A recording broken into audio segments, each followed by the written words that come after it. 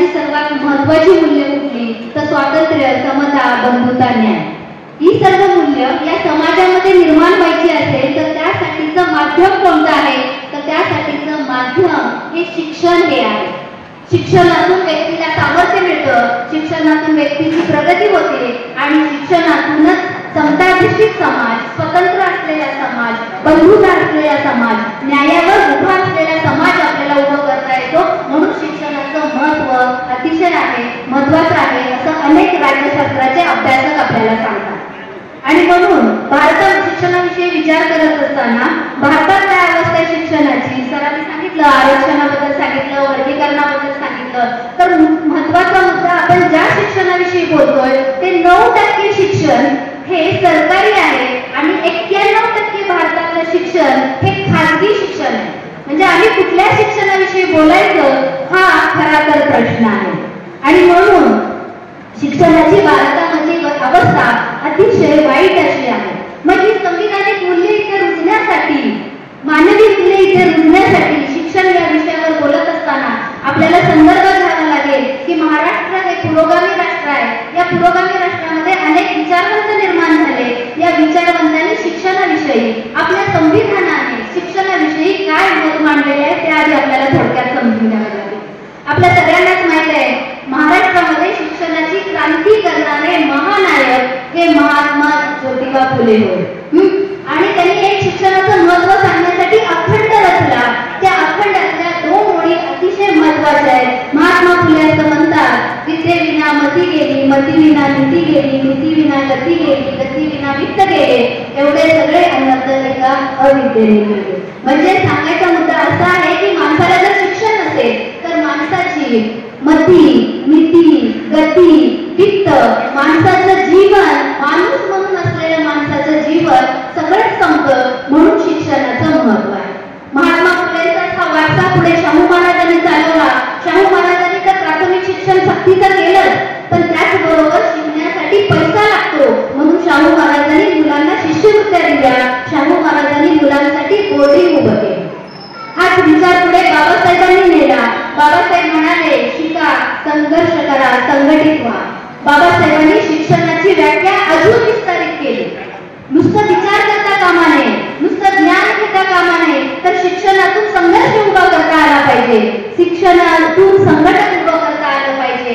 आपल्यावर जर अन्याय होत असेल तर त्या अन्यायाविरुद्ध लढता आलं पाहिजे. आपल्यावर जर अन्याय होत असेल तर त्याविरुद्ध प्रतिकार करता आला पाहिजे. ही बाबासाहेबांची शिक्षणाची व्याख्या होती. आणि याच पुढे गाडगे बाबाही आपल्याला तेच सांगतात.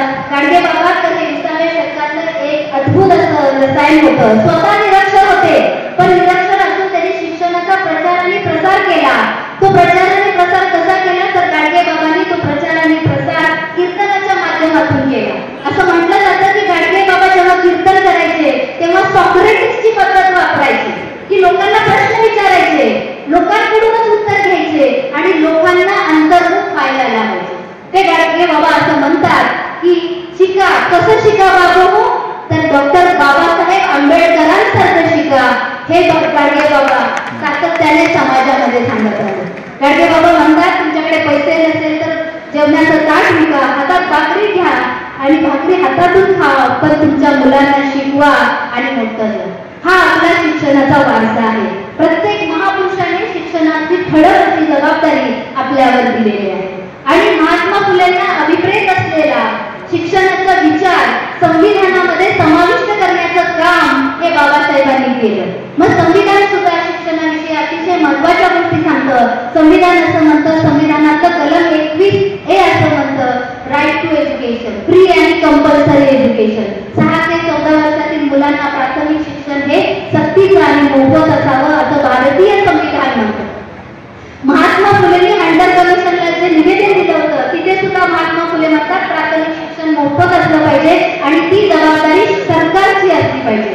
आता संविधान सुद्धा तेच म्हणतं, प्राथमिक शिक्षणाची जबाबदारी ही सरकारची असली पाहिजे. तेव्हापासून आतापर्यंत आपण हेच म्हणतोय. प्रश्न असा आहे, संविधान काय सांगतं आणि वस्तुस्थिती काय आहे? संविधानाने जी आपल्याला आश्वासनं दिलेली आहेत ती आश्वासनं पूर्ण झालीत का? ती आश्वासनाची अंमलबजावणी झाली का? हा खरं तर मोठा प्रश्न आहे आणि त्याचं उत्तर माझ्या सहित त्याचं उत्तर नाही असतात. मग त्याची मी थोडीशी कारणं शोधण्याचा प्रयत्न केला की का संविधानानं आश्वासनं दिले त्याची अंमलबजावणी का होत नाही. तर दोन प्रामुख्याने त्याची कारणं आहेत. पहिलं कारण म्हणजे शिक्षणाकडे पाहण्याची जी एक गंभीर दृष्टी लागते त्या दृष्टीचा अभाव आहे. त्या गंभीर दृष्टीचा अभाव शासनाच्या दरबारी आहे. त्या गंभीर दृष्टीचा अभाव समाजाकडे आहे. त्या गंभीर दृष्टीचा अभाव पालक म्हणून आपल्याकडे आणि विद्यार्थ्यांकडे आहे. आणि दुसरी गोष्ट मध्ये शिक्षणामध्ये जी एक गुंतवणूक करावी लागते आणि ती गुंतवणूक करण्यासाठी एक राजकीय शक्ती लागते, इच्छाशक्ती लागते. ही राजकीय इच्छाशक्तीचा पण अभाव आहे आणि म्हणून शिक्षण हवं त्या दिशेला आपल्याला जाताना दिसत नाही. आपण पाहतोय की म्हणजे मुळातच शिक्षणाविषयी बोलत असताना राष्ट्र म्हणून आपण शिक्षणात किती गुंतवणूक करतो, कशी गुंतवणूक करतो आणि त्या गुंतवणुकीचा परिणाम काय होतो विद्यार्थ्यांच्या जीवनावर, समाज जीवनावर किंवा या देश पातळीवर त्याचा विचार केला पाहिजे.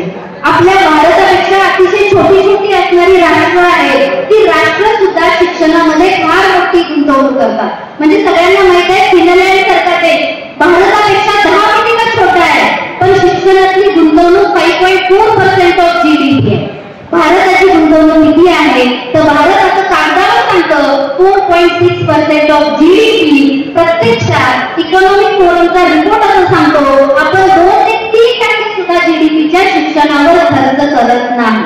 जपान सारखा देश घ्या तुम्ही, जपान सारखा देश 7.3% ऑफ GDPच्या खर्च करतो.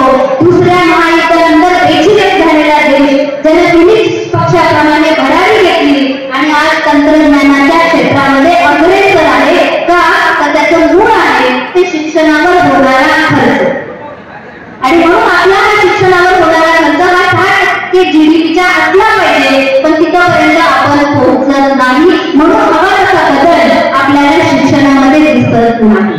म्हणजे बाकी गोष्ट सरांनी सांगितलं शिक्षणाचं बाजारीकरण होत आहे, शिक्षणाचं भांडवलीकरण होते. म्हणजे 9% शिक्षण जर सरकारी राहिलेलं आहे आणि त्यातही सरकार असं म्हणतं 65,000 शाळा ह्या खाजगी कंपन्यांना देण्यात येणार. म्हणजे त्या विक्री करणाऱ्या नाही पण विक्री करणं हा शब्द वापरायचा नाहीये, विकणं हा शब्द वापरायचा नाहीये तर आपल्याला शब्द वापरायचे की कॉर्पोरेट कंपन्या ह्या शाळा दत्तक घेणार. म्हणजे पुन्हा एकदा शिक्षण आपण भांडवलशाहीच्या दशामध्ये घालतो आहोत हे लक्षात घेण्याची गरज आहे. खरं तर शिक्षणाविषयीचं कटू शब्द सांगत असताना एक गोष्ट आपल्या लक्षात येते की डॉक्टर सुखदेव थोरात असं म्हणतात महाराष्ट्रामध्ये शैक्षणिक प्रगती का होत नाही कारण महाराष्ट्रामध्ये ड्रॉपआउट रेट जास्त. आम्ही शासन म्हणून त्या ड्रॉपआउट रेटवर काही काम करत नाही. कारण 8वी पर्यंतच्या परीक्षा आम्ही रद्द केलेल्या आहेत आणि जेव्हा आम्ही 8वी पर्यंतच्या परीक्षा रद्द करतो तेव्हा ग्रामीण भागातील विद्यार्थ्यांचं भविष्य बरबाद होते. कारण 8वी पर्यंत ढकलगाडी जाते पुढे पण 9वी 10वी 11वी हे शिक्षण जमत नाही आणि हे शिक्षण जमत नाही तेव्हा विद्यार्थ्याच्या मनामध्ये शिक्षणाविषयी एक द्वेष निर्माण होतो आणि तो द्वेष निर्माण झाल्यामुळं मुलं शिक्षण सोडतात. त्याच्यावर आम्हाला काम करण्याची गरज आहे. दुसरं आपल्या सगळ्यांना आपण सगळे शैक्षणिक क्षेत्रातील लोक आहोत आपण असं म्हणतो की असं नावाचा एक रिपोर्ट दरवर्षी प्रथम ही संस्था पब्लिश करते. आताच 25 जानेवारी 2025 हा रिपोर्ट जाहीर झाला आणि हा रिपोर्ट असं सांगतो की 1ली ते 7वीच्या विद्यार्थ्यांना 40% विद्यार्थ्यांना जोडाक्षर वाचता येत नाही, जोडाक्षर लिहिता येत नाही. इंग्रजी ही कंपल्सरी भाषा असताना स्वतःचं नाव इंग्रजीत लिहिता येत नाही, गावाचं नाव इंग्रजीत लिहिता येत नाही, जिल्ह्याचं नाव इंग्रजीमध्ये लिहिता येत नाही. मग याची जबाबदारी कोण घेणार याचा कोणच विचार करत नाही. ना शासन विचार करते ना आपण समाज म्हणून विचार करतो. म्हणजे मला असा प्रश्न पडतो की विद्यार्थी शाळेमध्ये जातो पण निरीक्षण कसा राहतो. त्याला जोडाक्षर वाचता येत नाही, त्याला जोडाक्षर लिहिता येत नाही, त्याला इंग्रजी वाचता येत नाही. मग याची जबाबदारी कोण घेणार. म्हणजे एका बाजूला आपण सावित्रीबाईंची जी पहिली भिडेवाड्याची शाळा होती सरकार त्याचं नूतनीकरण करते आणि जगाला म्हणून सांगते ही बघा आमची मुलींची भारतातली पहिली शाळा. या सावित्रीबाई भारताच्या पहिल्या शिक्षिका आणि मुख्याध्यापिका आणि दुसऱ्या बाजूला मात्र सावित्रीबाईंच्या मुलांना जोडाक्षर लिहिता येत नाही, स्वतःची नाव लिहिता येत नाही ही अधोगती आहे. याच्यावर काम करण्याची एक शिक्षक म्हणून आपल्या सगळ्यांची जबाबदारी आहे, पालक म्हणून जबाबदारी आहे. त्याच्यावर येत्या काळामध्ये काम केलं पाहिजे. खरं तर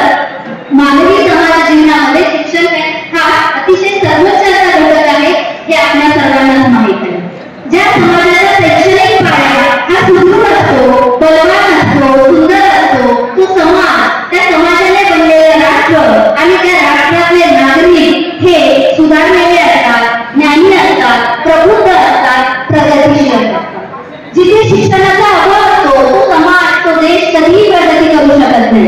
किंवा असा देश असा समाज रसातळाला जातो. जेव्हा एखादा समाज एखादा देश रसातळाला जातो त्याचा साधा आणि सरळ अर्थ म्हणजे त्या देशातला माणूस रसातळाला जातो. हे आम्ही समजून घेतलं पाहिजे. इथे सुद्धा मला महात्मा फुलेंची आठवण येते, कारण महात्मा फुलेंनी म्हटलंय की जर विद्येचा अभाव असेल तर काय नाही. जिथे विद्येचा अभाव असतो, विद्येचं स्वरूप एकरूप असतं किंवा विद्या ही समाजातील एका विशिष्ट घटकांसाठी उपलब्ध असते, तो समाज तो देश कधीही शहाणा होऊ शकत नाही, कधीही विकास पाहू शकत नाही. खरं तर स्वातंत्र्योत्तर काळामध्ये शिक्षण हा अतिशय महत्वाचा घटक आहे. शिक्षणाबरोबर तुमची सत्ता सुद्धा असली पाहिजे. या दोन गोष्टी महत्वाच्या आहेत. हे ठासून सांगण्यात आम्हाला हवं तसं यश आलेलं नाही. कारण सत्ता ही माणसाच्या राजकीय व्यवहाराचं नियंत्रण करते, तर शिक्षण हे माणूस घडवण्याच्या कृतीचं नियंत्रण करते. या दोन्ही गोष्टी या पद्धतीने आम्ही समजून घेण्यासाठी कमी पडलो. आणि मग होतं असं काय, सत्ताधाऱ्यांचे जे सिद्धांत असतात, राजकारण्यांचे जे सिद्धांत असतात ते शिक्षणामध्ये मिसळले जातात. म्हणजे याचा साधा आणि सरळ अर्थ आहे, ज्याची सत्ता असते, ज्याच्या हातामध्ये संसद असते, त्यांना हवी असणारी शैक्षणिक समृद्धी इथे निर्माण करण्याचे प्रयत्न केले जातात. याची अनेक उदाहरणं आपल्याला मी देऊ शकते. आता सगळ्यांना माहीत असलेलं उदाहरण म्हणजे हिंदी सक्तीचं उदाहरण. आपण पाहिलं की हिंदी ही सक्तीची भाषा असावी असा निर्णय घेण्यात आला होता, तो निर्णय आता तात्पुरता स्थगित केलेला आहे. पण एखाद्या गोष्टीची सक्ती करणं म्हणजे काय हे आधी समजून घेतलं पाहिजे. खरं तर हिंदी असावी की नाही, दोन प्रवाह आहेत. एक प्रवाह असं म्हणतो हिंदी आता नाही, कारण पहिलीपासून हिंदी असेल तर मुलगा ते पटकन बोलायला शिकतो. दुसरा प्रवाह म्हणतो की सातवीपासून हिंदी आहे ना, तुम्ही पाचवीपासून हिंदी आहे ना, तुम्ही पहिलीपासून कशाला हिंदी सक्ती देता. आणि हे समजून घेतलं पाहिजे, भाषा हे फक्त संवादाचं माध्यम नाहीये, तर भाषा हे ज्ञानाची निर्मिती, सत्याची निर्मिती आणि संकल्पनाचा शोध लावण्याचा एक क्रियाशील असा घटक आहे. आणि म्हणून जेव्हा आम्ही हिंदी सक्तीची म्हणतो तेव्हा आपल्या भाषेतलं ज्ञान आहे, परंपरा आहे, समृद्धी आहे, याला एका दृष्टीने नाकारतो असं आपल्याला वाटतं. आणि म्हणून शिक्षण हे नागरिक घडवण्याचं कार्य करतं असं आपण म्हणतो.